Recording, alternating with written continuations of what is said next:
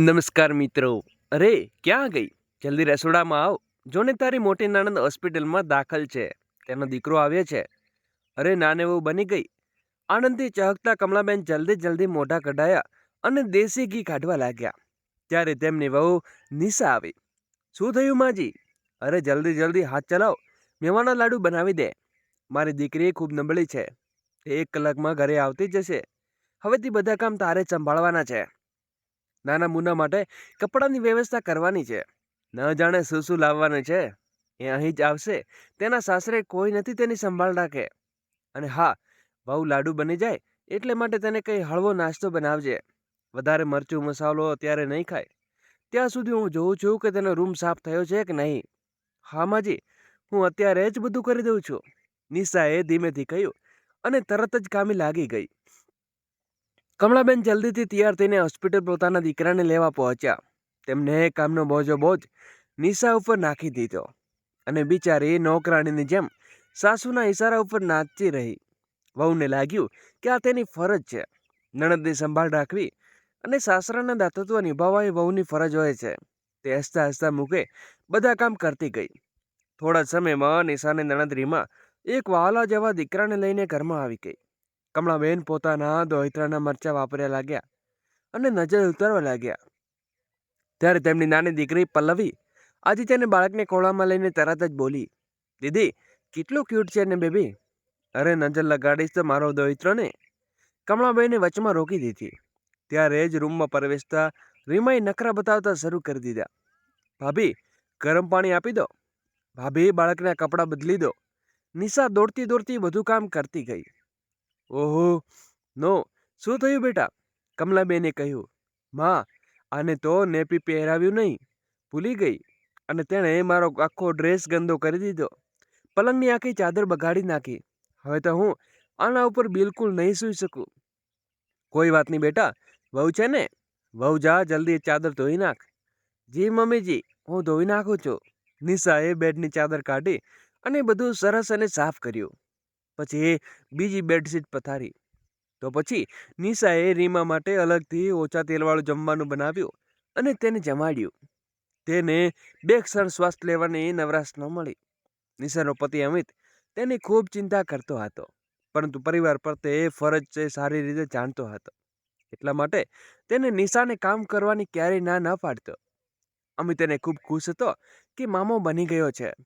આમને આમ સેવા કરતા કરતા 1 મહિનો વીતી ગયો. નિશા દિવસે ને દિવસે નબળી પતી જઈ હતી. કારના દબાણ કારણે પોતાની તબિયતનું ધ્યાન રાખવાનો તેને સમય જ ના મળ્યો.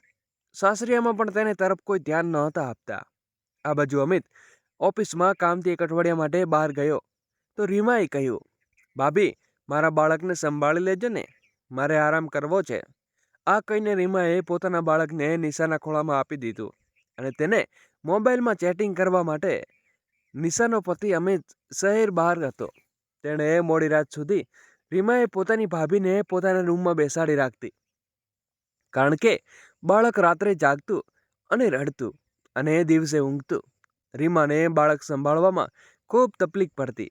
નિશા ભોળીભાલી હતી. તેનો સીધાપણોનો ફાયદો ઉઠાવીને રીમા દરરોજ તેને કોઈને કોઈ બહાને રાત્રે પોતાના રૂમમાં રોકી રાખતી.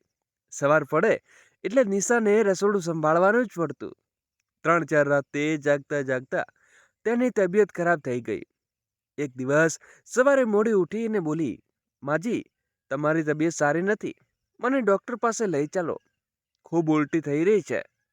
અરે નહીં વહુ, કંઈ નથી, થોડી ઘણી ગરમી છે ને, કામ વધી ગયું છે એટલે તબિયત ખરાબ થઈ હશે.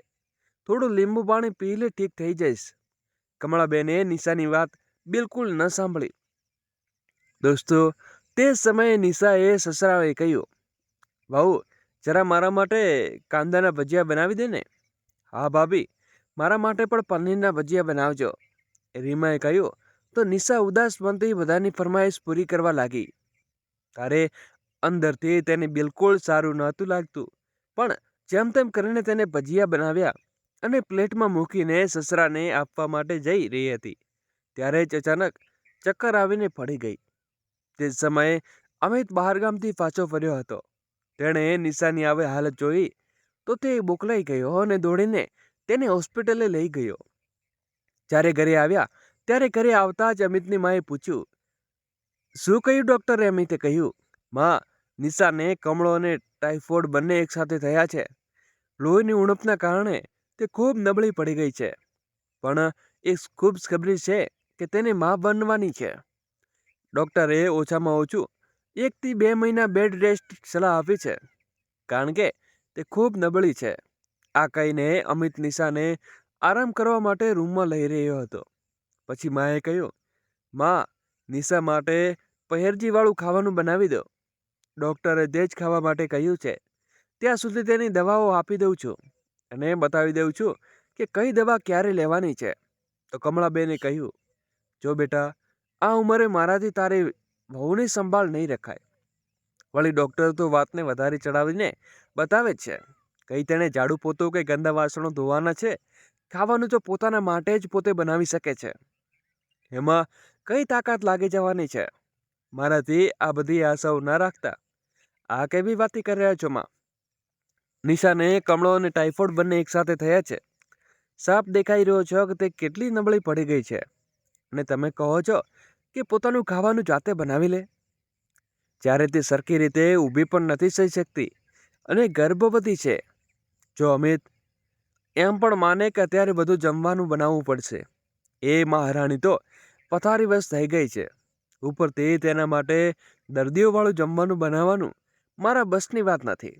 અને તેના પિયરમાં મૂકી આવ, ત્યાં તેની સેવા સૂત્રો થઈ જશે.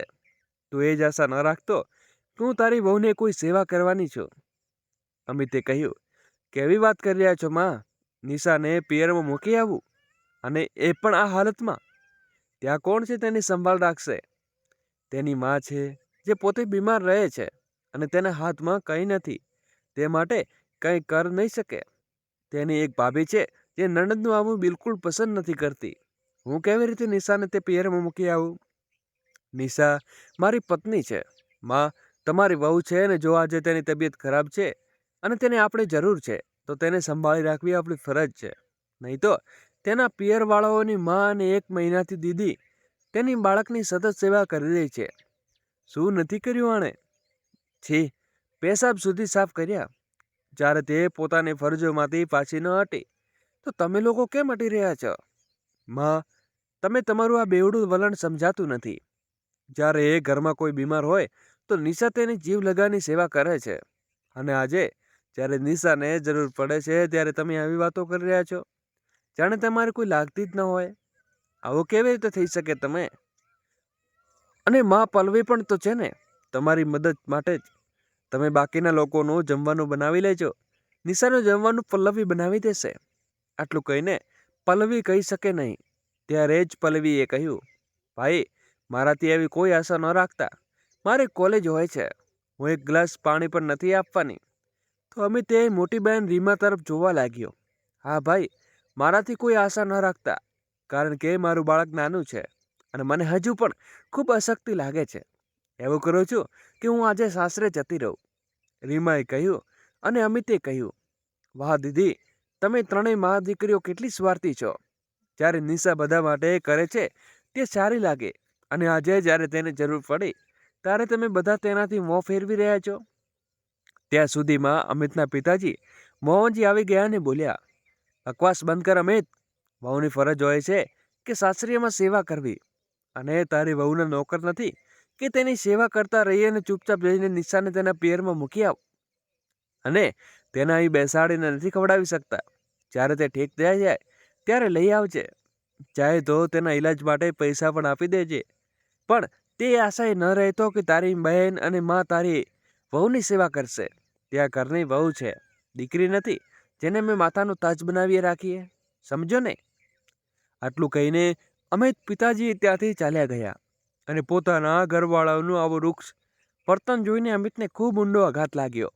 જે નિશા એક પગે ઊભા રહીને તેના ઘરવાળાઓને દરેક કામ કરતી હતી, આજે જ્યારે તેને જરૂર પડે છે ત્યારે બધા તેનાથી પીછો છોડી રહ્યા છે અને તેને પિયર મોકલવાની વાતો કરી રહ્યા છે. શું વહુની ફરજ ફક્ત સાસરિયામાં સેવા કરવાની જ છે? શું તે માણસ નથી હોતી? આ વિચારીને અમિત ઘરની બહાર આવી ગયો. તક મળતા જ કમલાબેન નિશાના રૂમમાં ગયા અને બોલ્યા, વહુ બધું નાટક બંધ કરે છે. શું જરૂર છે અત્યારે બાળક પેદા કરવાની? અત્યારે તો મારી વચલી દીકરી પણ પ્રેગ્નેન્ટ છે, તેની પણ તારે સેવા કરવાની હતી. જઈને આ બાળકને પાડી નાખ. કોઈ દવા ખાઈ લે અને થોડા સમય પછી પેદા કરી લેજે. કમળાબેનની વાતો સાંભળીને નિશા દંગ રહી ગઈ. લગ્નને 5 વર્ષ થઈ ગયા હતા અને બધા લોકો તેને વાંજણીના મેણા મારતા હતા. અને આજે જ્યારે ઈશ્વરે ખોળો ભર્યો છે ત્યારે સાસુ તેને બાળક પાડી નાખવાની વાત કરી રહી છે. શું આ કોઈ રમત છે કે આજે નહીં તો કાલે રમી લઈશું? તેની આંખોમાં આંસુ. કેટલી સ્વાર્થી છે સાસુ, તેને જ મનમાં ખૂબ ગુસ્સો આવી રહ્યો હતો. તે સમયે અમિત રૂમમાં પહોંચ્યો અને તાળી વગાડતા બોલ્યો, વાહ મહા વાહ, કયા જન્મની દુશ્મની કાઢી રહી છે? આજે જ્યારે વહુનો ખોળો ભરાયો તો તું જશ્ન મનાવવાને બદલે માતમ મનાવી રહી છે. તું એ જ માણસ છે ને જે સૌથી વધુ નિશાને મેળા મારતી હતી કે વાંજણી છે? તે બિચારી સાંભળીને ચૂપ થઈ જતી હતી. અમિતે ગુસ્સે થઈને કહ્યું, કાન ખોલીને સાંભળી લે માં, નિશા ક્યાંય નથી જવાઈ રહી, અહીં જ રહેશે. હું કરીશ તેની સેવા. કોઈ જરૂર નથી તમારા લોકો મારી સેવા કરવાની. તે મારી પત્ની છે, હું જોઈ લઈશ અને હું તેને તેના પિયરમાં ક્યારેય નહીં મોકલું. દરેક પગલે તેણે મારો અને મારા ઘરવાળાઓને સાથ આપ્યો છે અને આજે જ્યારે તે બીમાર છે તો તમે લોકો સાથ છોડી દઈશ? અરે મારી તમારા લોકો જેવી નાની સોચ નથી. આટલું કહીને અમિત નિશાના વહેવા આંસુ લૂછવા લાગ્યો. અમિતને જોતા જ નિશા ફૂટ ફૂટ રોવા લાગી. તે ખૂબ ગભરાઈ ગઈ હતી.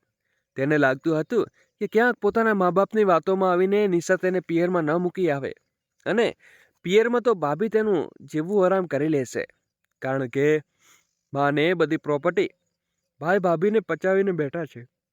નિશા ખૂબ ગભરાઈ રહી હતી.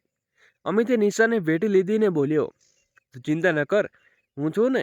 નિશાએ કહ્યું, મારી વજહથી તમારા મા બાપ અને બહેન સાથે લડાઈ થઈ ગઈ છે. મને ખૂબ ગભરામણ થઈ રહી છે. તો અમિતે કહ્યું, તું તેની ચિંતા ન કર. ઓછામાં ઓછું હા, આ બાને ખબર તો પડે કે સંબંધો કેટલા સ્વાર્થી હોય છે. તું કેમ ચિંતા કરે છે? તારી કોઈ ભૂલ નથી. બીમાર તો કોઈ જાણી જોઈ જ નથી, પણ લોકો પાસે બહુ આશા રાખે છે કે મારી બીમારી તેની સેવા કરે તો વહુની સેવા કરવી અને તેમની ફરજ હોય છે. આરામ કર, હું આવીને તારી દવાઓ બતાવું છું કે ક્યારે કઈ દવા લેવાની છે અને તારા માટે પેરજીવાળું જમવાનું પણ બનાવી લાવું છું. તું બિલકુલ ચિંતા ન કર, હું બધું જોઈ લઈશ. આટલું કહીને નિશાના માથા ઉપર હાથ મૂકીને તેને એક વાલ ભરી થાપટી આપીને ચાલ્યો ગયો. અમિતના મા બાપ આ બધું જોઈ રહ્યા હતા. અમિતના રૂમની બહાર નીકળતા જ અમિત પિતાએ મેણું માર્યું.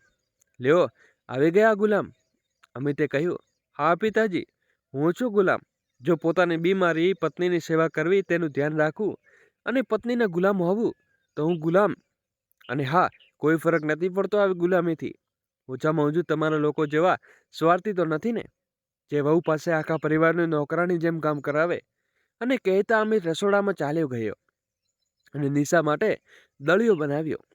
અમિતના મા બાપ અને બહેન આ બધું જોઈ રહ્યા હતા અને આપસમાં ગુપસ પુપસ કરી રહ્યા હતા. જો કોઈને કહેલા દિવસા પત્ની ગુલામ કરે છે તો આખો ઓફિસ પણ જમવાનું છે અને અમે પણ કંઈ નથી કરવાના. અમે તેના નોકર છીએ. વળી તે નાટક બહુ વધારે છે, એટલી પણ બીમાર છે કે પોતાના માટે ખાવાનું પણ ન બનાવી શકે. નિશા અમિતને બોલી, મારી પાસે ઉભળવા પણ શક્તિ નથી. જ્યારે કાલે ઓફિસે ચાલ્યા જશો ત્યારે હું શું કરીશ? તો અમિતે કહ્યું, તું ચિંતા ન કર, હું બધો જોઈ લઈશ. બધું તારા આરામથી ચિંતા કર અને જલ્દીથી ઠીક થઈ જા. બીજા દિવસે અમિતે ઓફિસથી ફોન કરીને 1 મહિનાની રજા લીધી, કારણ કે તે એક પ્રાઇવેટ કંપનીમાં નોકરી કરતો હતો. તો રજાના કારણે 1 મહિનાની સેલરી કપાવવાની હતી. નિશાએ કહ્યું, અમિત આ શું કરી રહ્યા છો? તમારી 1 મહિનાની કમાણી ચાલી જશે, પરેશાન થઈ જશે. તો અમિત બોલ્યો, કંઈ નહીં થાય, હું આટલા દિવસ કંઈ કમાયો નથી. આપણે 1 મહિનાની સેલેરી નહીં મળે તો શું થઈ જશે? આપણે મેનેજ કરી લઈશું. અત્યારે હું ફ્રેશ થવા જાઉં છું, તું બસ આરામ કર. આટલું કહીને અમિત રૂમમાંથી બહાર ચાલ્યો ગયો અને તેને જતાં જ કમળાબેન અને તેની દીકરી બધી રૂમમાં આવી પહોંચી અને તેને જાત જાતના મેણા સાંભળવા લાગી. જો તારી વજહથી શું થયું છે તારા પતિની આખા મહિનાની સેલેરી જતી રહી, શરમ નથી આવતી તને આવું નાટક કરતા? માન્યું છે કે તું ગર્ભવતી છે ભાભી. ભાભી પણ તમે પ્રેગ્નન્સીમાં ક્યારેય આવું નાટક નથી કર્યું. હું અહીં તમારી પાસે સેવા કરવા આવી હતી અને તમે ખાટલું પકડીને બેસી ગયા. રીમાએ કહ્યું, પણ એટલામાં જ બીમાર નથી કે પોતાના માટે ખાવાનું ન બનાવી શકે? એવા આ નાટક કરીને પતિને ઓફિસ ન જવા દીધો. અરે એ તો કમાશે નહીં તો ઘર કેવી રીતે ચાલશે? કેમ તેને ગુલામ બનાવી રાખ્યા છે? અને ના જાણે શું શું બોલવા લાગી તો નિશાએ આંખોમાંથી આંસુ ધાર વહેવા લાગી. ત્યારે જ પાછળથી અમિત આવ્યો અને ગુસ્સાથી બોલ્યો, તમારા બધાની હિંમત કેવી રીતે થઈ બહુ આ બધી વાતો કરવાની? તે મારી પત્ની છે. જો તેની બીમારી તેની સાથ ના આપું તે મારી જવાબદારી બને છે. હું મારી જવાબદારી નિભાવીશ. એમાં શરમ નથી આવતી અમને લોકોને કે આવી વાતો કરતા? પિતાજી, જરા વિચાર કરીને જુઓ, જો મમ્મી બીમાર થશે તો તમે શું તેની સાથ છોડી દેશો? અને દીદી, તમે તો તે પોતે સેવા કરવા માટે નિશા પાસે આવ્યા હતા ને? 1 મહિના તો કરી કે તમારી સેવા કે દીકરાની સેવા, અને તમે તો 2 દિવસ પણ કરવાથી પાછા હટી ગયા. જો રહી તો માં હું માટે પોતાની બહેન પણ સમજી જીભ લડાવી રહ્યો છે. રીમાએ કહ્યું તો કમલાબેને બોલ્યા, હા દીકરી, વહુનો ગુલામ છે ને, એ તો બધું પોતે આટલું કરશે જ ને. આટલું કહીને તે ચૂપચાપ રૂમની બહાર નીકળી ગયા. અમિતે પણ સમજાઈ ચૂક્યું હતું કે ઘરમાં હદથી વધારે સ્વાર્થી અને તેમને કંઈ પણ સમજાતું સરળ નથી. તે નિશાએ કહ્યું, જેને જેટલું ભરવું હોય તે ભરવા દે. હું તારી સાથે છું ને હંમેશા રહીશ. બસ આરામ કર. તમારું અને તમારા બાળકનું ધ્યાન રાખ. અમિત જ્યારે રૂમમાંથી બહાર આવ્યો તો તેની માં બરબડાટ કરી રહી હતી. લ્યો, હવે વહુનો આવવા છતાં મારે આ ઉંમરે ખાવાનું બનાવવું પડશે. શું જમાનો આવ્યો છે કે બેટા વહુ આરામ કરે અને મા બાપ બનાવીને ખવડાવે? અમિતને પણ વળતો જવાબ આપ્યો, હા માં, કોઈ જરૂર નથી તારે મા બેટા વહુ માટે બનવાની. એમ પણ નથી નિશાને જમવાનું તો હું બનાવી રહ્યો છું. મારું પણ બનાવી લઈશ. તમે લોકો તમારું જોઈ લો. મારે ચિંતા કરવાની જરૂર નથી. અમિતે માની જોવા લાગી, પરંતુ અમિતે એક તરફ ધ્યાન ના આપ્યું. તેણે પોતાને અને નિશાને નાસ્તો બનાવવાનું શરૂ કરી દીધું. આમને આમ 2 મહિના નીકળી ગયા અને નિશાએ ફરીથી રસોડાનું કામ કરવાનું શરૂ કરી દીધું. ઘરની બારડોલ ફરીથી તેના ખભા ઉપર આવી ગઈ હતી. તેની નાની નણંદ પલ્લવી લગ્ન નક્કી થઈ ગયા અને 3 મહિના પછી તેના બધા લગ્ન હતા. કમળાબેન લગ્નથી બધી જવાબદારીઓ આવી હાલતમાં પણ નિશાના ખભા ઉપર સોંપી દીધી. પોતે માં દીકરી શોપિંગ પર નીકળી જતી ત્યારે પાછી ફરતી તો બનાવેલું જમવાનું. પછી એક રાત્રે વલચી દીકરીનો ફોન આવ્યો, માં, મારી સાસુ બીમાર છે અને મારો 8મો મહિનો ચાલી રહ્યો છે. હવે મારાથી કંઈ કામ નથી થતું. અરે તો કંઈ વાંધો નહીં દીકરી, તું ચિંતા ન કર, અહીં આવી જા. અહીં તારી ભાભી ઠીક છે ને, બધું કરી દેશે. આટલું કોઈને વિચારે પછી શું હાલત વચલી દીકરી કિરણને પિયર આવી પહોંચી અને નિશા પણ જવાબદારીઓ વધુ વધી ગઈ. એક તો પોતે પ્રેગ્નન્ટ હતી, ઉપરથી નણંદની સેવા કરવી, તેની ફરમાઈશો પૂરી કરવી, સમય સૂપ બનાવવું, જ્યુસ બનાવવું ને ફરીથી તેની હાલત ખરાબ થવા લાગી. સાસુમાને પલ્લવીનો હાથ ન બટાવતા નિશાએ પણ ચક્કરમાં આવતા ઉલટીઓ થઈ. પણ કમલાબેને તેનું ધ્યાન ન રાખતા. તેને શોપિંગમાંથી નવરાશમાં જ ન મળતી હતી. અમિતને તેના ચહેરા પરની ઉદાસી છુપી ન રહી. સવારે જ ક્યારેક નીકળી ગયો અને પછી સાંજે આવીને નિશાને બોલ્યો, નિશા, થોડી તકલીફ તો થશે, પણ આપણે બીજા ઘરમાં શિફ્ટ થવાનું છે. નિશાએ હેરાનીથી કહ્યું, હા તમે કેવી વાતી કરી રહ્યા છો અમિત? તો અમિત બોલ્યો, શું ફાયદો આવા ઘરમાં રહેવાનો જ્યાં સીધાપણો વારંવાર ફાયદો ઉઠાવવામાં આવતો હોય? એટલા માટે આપણા માટે આજે ભાડાના ઘરમાં શિફ્ટ થઈ રહ્યા છીએ. અને અત્યારે તારી તબિયત ફરીથી બગડી રહી છે તો હું નથી ઈચ્છતો કે બાળક ઉપર કોઈ અસર પડે, પણ ચાલ આપણે જલ્દીથી પણ ત્યાં શિફ્ટ થવાનું છે. આ ઘરના લોકોએ તેને ક્યારેય પોતાની નથી સમજી. તેમના હિસાબને વહુ માટે એક મશીન છે જે વગર રોકાએ ચાલતું રહે છે. ફક્ત વહુની ફરજો હોય છે કે અમિતના માતા પિતા અને બહેનો બહાર ઊભા રહીને આ બધી વાતો સાંભળી રહ્યા હતા. તેમને અમિતને ઊંચું બોલવાનું શરૂ કરી દીધું. વાહ, આજે પોતાના મા બાપ અને બહેનને છોડીને જઈ રહ્યો છે. જુદા કરી દીધા એને એક ભાઈ અને તેની બહેની. એક મા બાપથી તેના દીકરાને જુદો કરી દીધો. તો અમિત બોલ્યો, નિરાશ. નિશાએ કંઈ પણ નથી કર્યું માં. જે પણ કર્યું છે તમે લોકોએ કર્યું છે. અને સારું થયું કે આ બધું ઓછામાં ઓછું બહાને તારો અસલી ચહેરો પણ સામે આવ્યો, જેથી મારી પણ આંખો ફૂલી ગઈ. આ સાંભળીને કમળાબેને કહ્યું, થોડી તો શરમ કર બેટા. 2 મહિના પછી તારી બહેનના લગ્ન છે અને તું અત્યારે ઘર છોડીને જઈ રહ્યો છે પોતાની વહુને લઈને. લગ્ન કોણ કરશે અને બધી તૈયારીઓ કોણ કરાવશે? શું તારી વહુને કોઈ જવાબદારી નથી કે નણંદના લગ્ન તૈયાર કરે? અને તારી વહુને શરમ નથી આવતી આ રીતે ઘર છોડીને જતા? પોતાની બધી જવાબદારીઓથી ભાગતા ત્યારે અમિતે કહ્યું, અચ્છા, હવે ત્યાં ઘરની વહુ બની ગઈ અને જ્યારે તે જરૂર હતી ત્યારે તેણે પિયરમાં મૂકી આવો.